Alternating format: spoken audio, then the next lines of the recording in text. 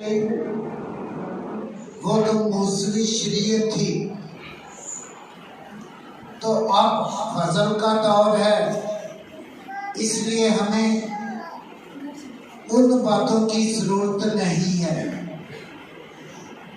ऐसी बातें इब्लीस हमारे जहनों में डालता है, ऐसी बातें जो हैं उसका हमसे कोई लेना देना नहीं होता।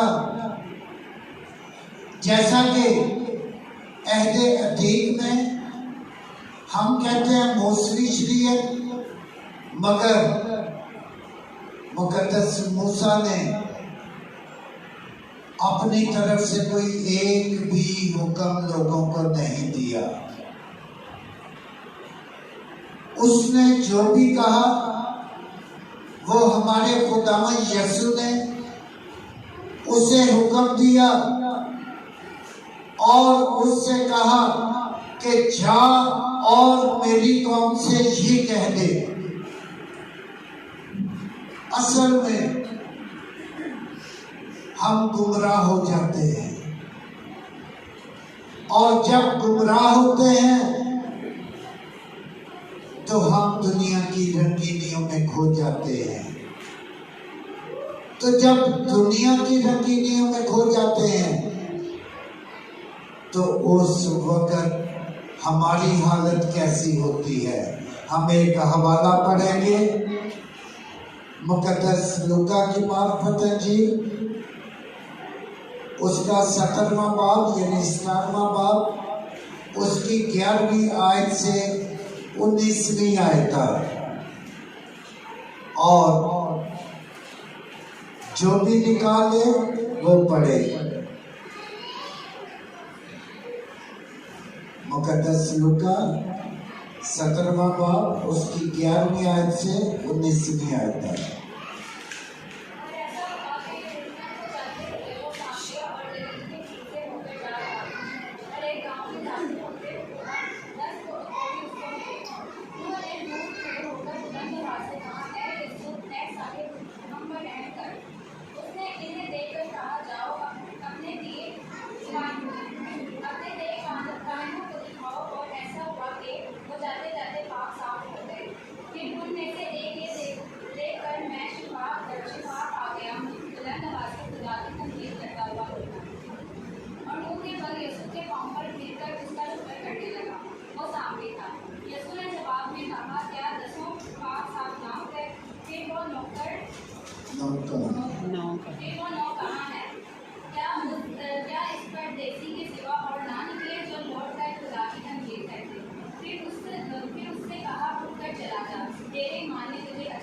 कलामे मुकद्दस के पढ़े, सुने, समझे और कबूल किए जाने पे खुदा की बरकत हो।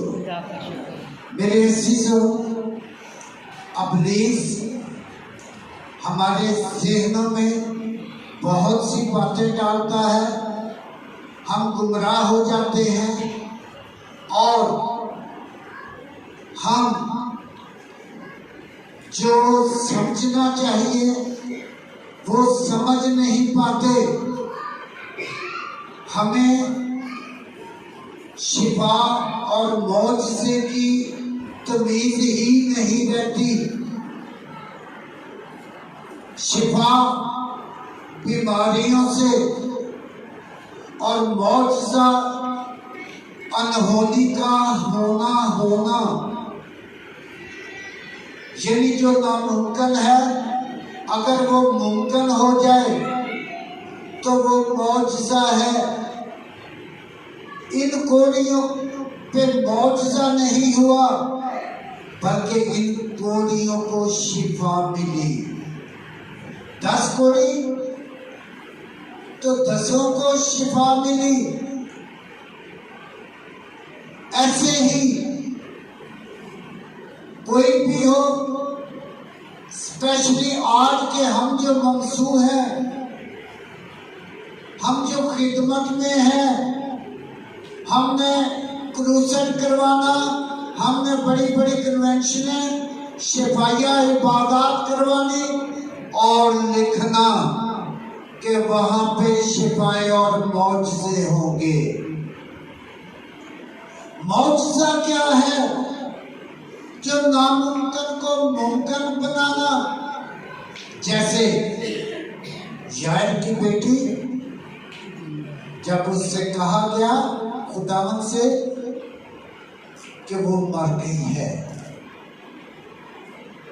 जो मर गई वो अनहोना काम है अगर जिंदा हो। मगर खुदावन ने क्या फरमाया? ये सो रही है। और उससे कहा, आए बेटी उठ, और वो उठ के बैठ गई। ये नामुमकिन को मुमकिन खुदावन ने बनाया। ये अनहोना काम जो है वो हुआ, ये मौजज़ा है। नाइन की बेवा, उसके बेटे का जनाजा जा रहा कि यीशु ने रोका तो उस मुर्दे को क्या किया? जिंदा किया। ये मौजज़ा है। ये मौजज़ा नहीं कि किसी में बदरूहे हैं, दुआ की बदरूहे निकल गए तो कहा मौजज़ा हो गया। ये नहीं है, ये शिफा है, बीमारियों से शिफा है। मेरे अजीजों, ये 10 कोड़ी कितनों को शिफा मिली? 10 को ही। गुमराह कितने हुए? 9। वो दुनिया की रंगीनियों में खो गए, वो खुदावन से दूर हो गए। हमारी तरह होता क्या है? जब बीमारी हो, परेशानी हो, तंगहाली हो, बेरोजगारी हो, हम बे औलाद हो, तो हम बड़ा रो रो कर, रोजे रख कर दुआएं करते हैं। तो अगर बे औलाद हैं, रो रो कर दुआएं की, रोजे रखे, बड़ी खैरायत निकाली, तो खुदावन ने सुन ली, औलाद दी, तो फिर कहाँ गई दुआएं? फिर खुदावन याद नहीं आता, घर में राशन नहीं, तो बड़े रो रो कर, आंसू बहा बहा कर हम दुआएं करते हैं। तो जब सुनी जाती है, घर में राशन आ गया, जेबें नोटों से भर गई, पर्स नोटों से भर गए, तो कहाँ गई दुआएं? फिर तो खुदावंद भी याद नहीं आता, फिर तो अपने भी याद नहीं आते। मेरे अजीजों, ये हालत और उन 9 कोड़ियों की हालत एक जैसी है। इसका खुदावंद के जिंदा कलाम में लिखे जाने का मकसद सिर्फ ये नहीं था कि हमें पता चले कि खुदावंद ने ये किया है, बल्कि इसका मकसद ये था कि ये 2 तरह के लोग, एक तरफ 9 और एक तरफ 1, हमें किनकी तरह बनना है? जब हमारे दिल कोढ़ से भर जाते हैं, दूसरों के लिए नफरत होती है, दूसरों को इंसान नहीं समझते, तो हम उन 9 कोड़ियों की तरह बन जाते हैं, खुदावन से दूर हो जाते हैं।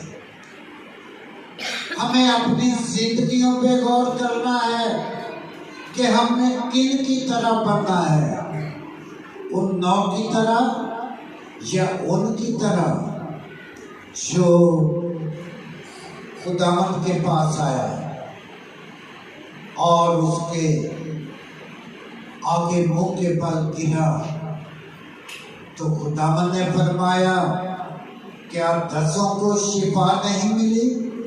तो वो 9 किधर है? तो उससे कहा, जा बेटा, तेरे ईमान ने तुझे अच्छा किया। हम एक और हवाला पढ़ेंगे, अहबार 13वां बाब, उसकी 45वीं और 46वीं आयत। इसमें लिखा है, और जो कोई इस बला में मुब्तला हो, उसके कपड़े फटे और उसके सर के बाल बिखरे रहें, और वो अपने ऊपर के होंठ को ढके और चिल्ला चिल्ला कर कहे, नापाक नापाक, जितने दिनों तक वो इस बला में मुब्तला रहे, वो नापाक रहेगा, और वो है भी नापाक, बस वो अकेला रहा करे। उसका मकान लश्करगाह के बाहर हो। मेरे अजीजों, ये है कोड़ी की हालत। जो कोड़ी थे, उन्हें उस इलाका से बहुत दूर ले जाया जाता था, और जो उसके घर वाले होते थे, वो जाकर गांव के बाहर दूर ही खाना रख के आ जाते थे और वापस आ जाते थे। जब वो वापस आ जाते थे तो कोड़ी अपने मुंह पे हाथ रख के वो ऊंची ऊंची आवाज में बोलता था, नापाक नापाक नापाक। और लोग जो उधर कहीं खड़े भी होते थे, वो पीछे आ जाते थे कि कहीं उसका साया हम पे ना पड़े। ऐसे ही एक और कोड़ी वो खुदावंद के पास आया और मुंह के बल उसके कदमों में गिरा। जैसे ही कोड़ी खुदावंद की तरफ आ रहा था, तो मेरे अजीजों, जो फकीर फरीसी उस वक्त के जो मजहबी ठेकेदार थे, उन्होंने पत्थर पकड़ लिए। क्यों? कि अगर उस कोड़ी का साया भी यीशु पे पड़ेगा तो ये भी नापाक हो जाएगा। उन्होंने पत्थर पकड़े और जैसे ही वो उसके कदमों में मुंह के बल गिरा, तो उसने फरमाया, आए खुदावंद, अगर तू चाहे तो मैं पाक साफ हो सकता हूँ। तो खुदावंद ने क्या फरमाया? मैं चाहता हूँ कि तू पाक साफ हो जा। और वो उसी दम पाक साफ हो गया, उसका कोड़ जाता रहा।